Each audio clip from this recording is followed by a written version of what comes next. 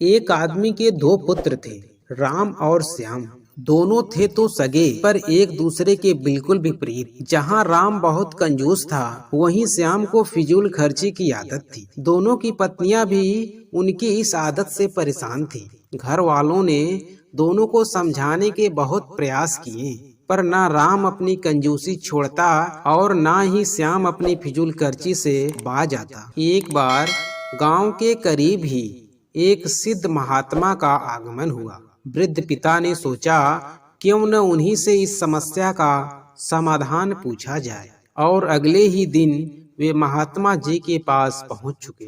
महात्मा जी ने ध्यान पूर्वक उनकी बातें सुनी और अगले दिन दोनों पुत्रों को लेकर आने को कहा। पिताजी तय समय पर पुत्रों को लेकर पहुंच गए। महात्मा जी ने पुत्रों के सामने अपनी बंद मुट्ठियां घुमाते हुए कहा, बताओ, यदि मेरा हाथ हमेशा के लिए ऐसा ही हो जाए तो कैसा लगेगा? पुत्र बोले, ऐसे में तो ऐसा लगेगा जैसे कि आपको कोढ़ हो। अच्छा, अगर मेरे हाथ हमेशा के लिए ऐसे हो जाएं तो कैसा लगेगा? महात्मा जी ने अपनी फैली हथेलियां दिखाते हुए पूछा। जी, तब भी यही लगेगा कि आपको कोढ़ है, पुत्र बोले। तब महात्मा जी गंभीरता से बोले, पुत्रों, यही तो मैं तुम्हें समझाना चाहता हूँ। हमेशा अपनी मुट्ठी बंद रखना यानी कंजूसी दिखाना, या हमेशा अपनी हथेली खुली रखना यानी फिजूल खर्ची करना, यह एक तरह का कोढ़ ही तो है। हमेशा मुट्ठी का बंद रखने वाला धनवान